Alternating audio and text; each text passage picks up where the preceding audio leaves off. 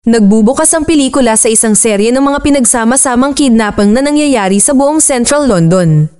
Pinagsama-samang 9 na katao kabilang ang mga lalaki, babae, at maging isang pulis na naka-duty ang dinukot mula sa iba't ibang bahagi ng lungsod. Ilang sandali pa, ang 9 na taong ito ay lumitaw na walang malay sa loob ng isang misteryosong bahay. Isa sa mga taong ito, isang kabataang babae na nagngangalang Leah, ay nagising na nalilito sa isang kama. Nakita niya ang isang lalaki sa isa pang kama sa tabi niya at maingat na tumingin sa labas upang mag-imbestiga. Hindi nagtagal ay nahanap niya ang 2 pang lalaki na nakahiga na walang malay sa isa pang silid sa malapit. Nalilito, tumungo si Leah sa main door at sinubukang buksan ito ngunit hindi ito nagtagumpay. Sinusuri din niya ang mga bintana para lamang matuklasan na ang lahat ng mga ito ay selyado ng mga brick na pader. Kasunod nito, nagmamadaling bumaba si Leah sa basement para maghanap ng labasan ngunit wala siyang nakita. Nagsisimula niyang mapagtanto na walang paraan para makatakas mula sa kakaibang bahay na ito. Ang realisasyong ito ay tumama sa kanya ng husto kaya hindi nagtagal ay nagkaroon ng panic attack si Leah at bumagsak sa sahig. Nang magkamalay siya, binabantayan siya ng isang matandang pari na nagngangalang Father Duffy. Tumingin-tingin si Leah sa paligid at nakitang may kabuoang 9 na tao ang nakulong doon. Ang grupo ay nagbubulungan sa isa't isa nang biglang, sila ay sinalubong ng isang misteryosong boses na nagmumula sa isang speaker. Sinasabi nito sa kanila na sila ay dinukot at dinala dito upang maglaro ng isang laro na magiging sukdulang pagsubok sa kanilang pagkatao. Ang taong nagsasalita sa pamamagitan ng mikropono ay tumutukoy sa kanilang sarili bilang The Watcher at nagsasabing ang larong ito ay para lamang sa kanilang libangan. Inihayag din na ang The Watcher ay nagmamasid sa kanila sa pamamagitan ng 75 kamera at hindi mabilang na mga mikropono na naka-install sa buong bahay. Ang mananalo sa larong ito ay ang huling taong mananatiling buhay. Hindi lamang sila bibigyan ng kalayaan kundi bibigyan din sila ng $5 milyong. Ang boses pagkatapos ay bumati sa kanila ng magandang kapalaran at ang speaker ay pinatay. Halos kaagad, lahat ng 9 na kalahok ay nagsimulang makipagtalo sa isa't isa. Ang ilang mga tao ay naniniwala na ang laro ay totoo, habang ang iba ay nag-iisip na ito ay ilang detalyadong kalokohan. Ngunit ang lahat ay nag-aalala na 8 sa kanila ay maaaring mamatay sa anumang paraan. Habang ang iba ay abala sa pakikipagtalo sa isa't isa, isang lalaki na nagngangalang Jay ang naglabas ng baril sa kanyang bulsa. Sinabi niya na ang sitwasyon ay marahil na totoo dahil hinayaan siya ng mga dumukot sa kanila na panatilihin ang armas. Napansin ni Jay na takot ang lahat sa biglang pagsulpot ng baril. Kaya sinabi niya sa kanila na huminahon at nilinaw na siya ay isang pulis. Ngunit ikinagalit lamang nito ang isa sa mga kalahok na nagngangalang Albie na nagpahayag na ang kanyang nakababatang kapatid ay pinahirapan ng isang grupo ng mga tiwaling puting pulis. Di nagtagal, isa pang kalahok, isang Pranses na nagngangalang Francis ang humarang sa argumento at ibinahagi ang kanyang conclusion, gusto ng mga watcher na magpatayan sila sa isa't isa. Nagiging sanhi ito ng pagkataranta ng lahat ngunit tila sumasang-ayon si Jay sa kanyang teorya. Sa makatuwid, iminumungkahi ng pulis na kailangan nilang magtulungan upang makahanap ng paraan upang makatakas. Nagpasya ang grupo na siyasatin ng bawat sulok ng lugar para sa anumang posibleng mga bukas o nakatagong labasan. Sinusuri ni Jay ang basement floor habang si Albie ay nakatuklas ng isang kahoy na trapdoor sa kisame. Ginamit niya ang lahat ng kanyang lakas upang sirain ang pinto ngunit natuklasan na ang labasan ay selyado ng isang brick wall. Habang lumilingon ang lahat para sa labasan, isang babaeng nagngangalang Claire ang humawak sa kabinet ng alak at nagsimulang uminom. Sa kalaunan, sumuko ang grupo at bumalik sa sala kung saan hinarap nila si Claire sa hindi pagtulong. Nagpasya din si Jay na i-lock ang kabinet ng alak dahil ang pag-inom ay magpapalala lamang sa kanilang kalooban. Ang grupo pagkatapos ay nag-uusap at ang lahat ng mga kalahok ay nanunumpa na hindi nila gustong pumatay ng sinuman. Gayunpaman, inamin nila na may mga desperado na tao na gagawin ang lahat para sa premyong pera. Bigla silang nakarinig ng kalabog mula sa kusina sa ibaba. Nagmamadali silang tingnan ito at natuklasan nilang may maliit na kahon na may ilang pagkain sa loob nito. Ang kanilang hapunan ay binubuo ng eksaktong 1 piraso ng manok at isang pinakuloang patatas para sa bawat manlalaro. Ang grupo ay nakaupo sa silid kainan at pagkatapos magdasal si Padre Duffy, sa wakas ay nagpakilala sila ng maayos. Sa oras na ito, alam na ng lahat na si Duffy ay isang pari at si Jay ay isang pulis. Pagkatapos ay ipinahayag ni Leah na siya ay isang chorus dancer habang si Kera ay isang sikat na manlalaro ng tennis. Nariyan din ang mag-asawang Francis, isang French artist, at ang kanyang stay-at-home wife, si Cynthia. Ang tanging itim na lalaki sa silid, si Albie, ay isang rapper. Pagkatapos, mayroong din isang lalaki na nagngangalang Max na isang fashion designer, habang ang pinakabatang contestant, si Shona, ay isang adik na nasa kanyang parol. Mayroon siyang bracelet monitor sa kanyang paa na nagbibigay ng pag-asa sa grupo na pupunta rito ang mga pulis para hanapin siya. Pagkatapos ng hapunan, nalaman ng grupo na mayroong 5 silid sa bahay, 2 sa mga ito ay may double bed. Si Duffy ay nakakuha ng silid para sa kanyang sarili dahil siya ay isang pari at si Francis ay nananatili sa kanyang asawa. Ang iba pang 6 na tao ay random na pumipili ng kanilang mga kasosyo sa silid sa pamamagitan ng pagpili ng mga pangalan. Makakasama ni Jay si Leia at labis na hindi nasisiyahan si Claire na ipinares siya kay Shona at kasama naman ni Max si Albie. Ang bawat pares ay pumupunta sa kani-kanilang silid at ilang sandali pa, nagsimulang sumiklab ang mga tensyon. Natagpuan ni Claire si Shona na pinapakialaman ang kanyang bag na ikinagalit niya at nagdulot ng pagtatalo. Si Albie ay nagsasanay ng kanyang mga tula sa kama habang si Max, na nag-aalala tungkol sa pagkakaroon lamang ng isang damit, ay maingat na nagsabit ng kanyang jacket. Si Duffy ay naglalaan ng oras sa pagdarasal, habang sina Leia at Jay ay nagbabahagi ng ilang bagay tungkol sa kanilang buhay. Sa susunod na eksena, sinabi ni Francis sa kanyang asawa na ang premyong pera ay napakatukso, ngunit hindi siya makapaniwala na iniisip niya ito. Makalipas ang ilang oras, sa kalagitnaan ng gabi, may biglang umatake kay Jay. Buti na lang dahil ang pulis ay mapagbantay at nagawang kunin kaagad ang kanyang baril, dahilan upang agad na tumakas ang nanghihimasok. Nagising din si Leia at sinubukan siyang tulungan ngunit walang makita ang dalawa dahil madilim. Ang kaguluhan ay nagdulot ng paglabas ng lahat ng mga manlalaro sa kanilang mga silid at nagsimula ang isa pang pagtatalo. Habang sila ay nakatutok sa isa't isa, maraming mga walang basehang akusasyon ang ginawa. Si Albie ang pangunahing sospek dahil medyo galit siya kay Jay kanina. Ngunit si Padre Duffy, bilang isang pari, ay pinapakalma ang lahat at pinatulog sila. Sa umaga, ang mga manlalaro ay pumupunta sa sala at natuklasan na ang temperatura ng bahay ay tumataas bawat segundo. Ang lahat ay nagsisimula ng mainis at isa pang pagtatalo ang naganap. Naputol ang kanilang pagtatalo nang bigla silang makarinig ng ingay mula sa labas. Ipinapalagay ng lahat na marahil ito ang mga pulis na sumusubaybay sa bracelet monitor ni Shona. Kaya naman, nagmadali silang pumunta sa harap ng pinto at sinimulan itong katukin. Tanging si Francis lang ang nakatalikod dahil batid niyang nag-aaksaya sila ng oras. Isang desperado na si Jay ang nagpaputok ng kanyang baril, ngunit ang mga ingay sa labas ay nawala at naiwan silang mag-isa muli. Ang pangyayaring ito ay nagiging dahilan upang tanggapin ng lahat ang katotohanan ng sitwasyon at mawala ang kanilang huling pag-asa. Kasunod nito, inilabas ni Jay ang susi sa kabinet ng alak at lahat maliban sa kanya, ang pari at si Leia ay nagpatuloy sa pag-inom. Nagsisimula na rin silang tumugtog ng ilang musika, isang mabagal at nakapanlulumong musika na nagdaragdag lamang sa kanilang paghihirap. Pagkatapos ay binago ito ni Albie sa isang bagay na mas masigla at nagsimulang sumayaw ang mga lasing na kalahok.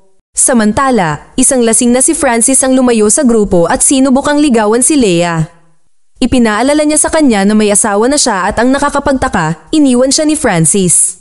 Pagkatapos ay pumasok siya sa kanyang silid, hawak pa rin ang isang bote ng alak sa kanyang kamay. Ibinalot niya ang kanyang bedsheet sa bote at binasag ito para gawing mga glass shards na maaaring gamitin bilang sandata. Pagkatapos ay itinago ni Francis ang isa sa doorframe at ang iba sa loob ng toilet flush tank.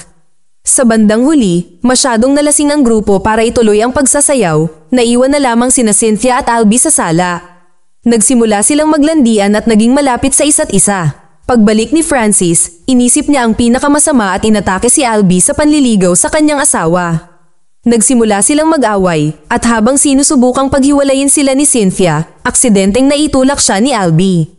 Dahil dito, nauntog ang kanyang ulo sa rehas at agad na pumanaw sa lugar. Makalipas ang ilang segundo, bumalik ang lahat at natulala nang makita ang tanawin. Sinubukan ni Albie na humingi ng tawad, ngunit ikinulong siya ng galit na si Jay sa kanyang silid sa pamamagitan ng paglalagay ng bakal sa mga hawakan ng pinto. Tinakpan ng grupo ang katawan ni Cynthia ng sapin at dinala ito sa basement. Sa natitirang bahagi ng araw, ang mga manlalaro ay gumagala, pinag-iisipan ang kanilang sitwasyon. Hinanap ni Francis ang lipstick ng asawa at isinuot ito bago humalik sa salamin. Si Albie ay nagsimulang kumatok sa kanyang pinto, hinihingi ang kanyang bahagi. Pagkatapos ng maraming panggigipit mula sa iba, pumunta si Jay at binigyan siya ng isang maliit na piraso ng patatas. Gayunpaman, iniisip ni Duffy na ito ay hindi patas at umalis upang bigyan ng mas maraming pagkain si Albie. Si Jay ay nagmamadaling pigilan siya, ngunit nabuksan na ang pinto. Isang galit na Albie pagkatapos ay tumalon palabas ng silid at itinulak ang pari sa isang tabi. Hinawakan niya ang bakal at sinimulang hampasin si Jay ng walang awa, na sinisira ang kanyang mukha. Nang ang rapper ay tuluyang nawala ang galit at napagtanto kung ano ang kanyang ginawa, nagtago siya pabalik sa kanyang silid. Di nagtagal, dumating si Duffy sa silid at ginamit ni Jay ang kanyang huling hininga upang ibigay ang kanyang baril sa pari. Sa susunod na eksena, tinakpan din ang kanyang katawan at inilagay sa basement katabi ni Cynthia. Para sa susunod na pagkain, ang mga manlalaro ay tumatanggap ng dagdag na pagkain at alak na may liham na nakasulat na good work bilang gantimpala sa kanilang ginawang pagtatanghal. Sina Leia at Duffy lang ang kumakain sa dining room. Ang iba ay naging masyadong paranoid at ngayon ay nagsimulang kumain ng mag-isa. Nakakagulat, kinuha ni Francis ang isang malaking bahagi ng pagkain at ibinigay ito kay Albie. Sinabi rin ng Pranses na naiintindihan niya na ang pagkamatay ni Cynthia ay isang aksidente. Ang eksena ay biglang lumipat sa ilang sandali habang sina Leia at Duffy ay pumunta upang tingnan si Albie. Ngunit sa halip ay nadatnan nila ang kanyang walang buhay na katawan na nakasabit sa kisame gamit ang scarf ni Max. Mabilis na kumalat ang balita sa buong bahay at isa pang pagtatalo ang naganap. Naghinala ang lahat na si Francis ay naghiganti para sa pagkamatay ng kanyang asawa. Iginiit niya na ginawa ito ni Albie sa kanyang sarili, pagkatapos ay sinubukang ipasa ang sisi kay Max dahil ito ang kanyang scarf. Muli, si Duffy ang nagpahinto sa laban, na idineklara na ang buong argumento ay walang kabuluhan. Ang bawat isa ay umaalis sa iba't ibang direksyon dahil sila ay nag-iingat sa isa't isa. Pagkatapos ay dinala ni Duffy at Leia ang katawan ni Albie sa basement, habang si Francis ay patuloy na gumagamit ng lipstick ng pribado na nagpapahiwatig na siya ay nasisiraan ng bait. Maya-maya, nakita ni Claire si Shona na hinahawakan ang kanyang mga gamit at ang kanilang simpleng pagtatalo ay nauwi sa isang away. Sa isang sandali ng kabaliwan, kinuha ni Claire ang corkscrew mula sa isang kalapit na bote ng alak at sinaksak si Shona sa leeg. Sa kabilang kwarto, naghuhugas ng mukha si Leia nang biglang sumulpot si Francis. Hinawi niya ang ilaw sa dingding at ibinaon sa lababo na puno ng tubig. Nakuryente ang kawawang Leia at pagkaraan ng ilang segundo, bumagsak ito sa lupa. Samantala, pumunta si Duffy upang kausapin si Max at nagmungkahi na magtulungan upang mabuhay. Ngunit ang huli ay si Kim at humihingi ng dagdag na bahagi ng pagkain bilang kapalit. Tinanggihan siya ng pari, sinabing hindi ito magiging patas sa iba. Ngunit hindi siya pinapansin ni Max at sinubukan pa ring magnakaw ng malaking bahagi. Pinipilit nito si Duffy na ilabas ang baril at kalaunan ay isinuko ni Max ang sobrang pagkain. Kasunod nito, sinimulan ni Duffy na gabayan si Max palabas ng kusina, ngunit habang tumatawid sila sa koridor, nakita nila ang walang buhay na katawan ni Shona. Nagulat si Max dito at agad siyang tumakbo pabalik sa kusina, habang si Claire, na nakakulong sa malapit, ay nagsabi na ang pagtapos ay isang pagtatanggol sa sarili. Sinubukan siyang dalhin ni Duffy sa ibang lugar, ngunit habang naglalakad sila sa kwarto ni Leia, nakita rin nila ang kanyang katawan. Napaluhod ang pari sa gulat at ginamit ni Claire ang pagkakataong tumakbo. Ilang sandali pa, lumitaw si Francis at nagkunwaring nagulat na patay na si Leia. Ngunit nakita ni Duffy ang kanyang kilos at itinaas ang baril. Sa una ay nag-aalangan siyang hilahin ang gatilyo, ngunit nang kutsain siya ni Francis dahil sa pagiging matanda at mahina, binaril niya ito sa tiyan. Samantala, buhay pa pala si Leia nang bigla itong nagkamalay. Sakto siyang lumabas para makitang binaril ni Duffy si Francis. Sa sobrang takot ni Leia sa kaguluhan ay agad siyang tumakbo para magtago sa kwarto ni Francis. Habang sinusubukang magkulong sa banyo, hindi sinasadyang nadulas siya at natumba ang takip ng toilet.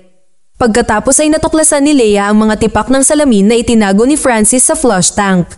Pansamantala, dumating si Claire sa kusina upang kumuha ng pagkain na ikinagulat ni Max.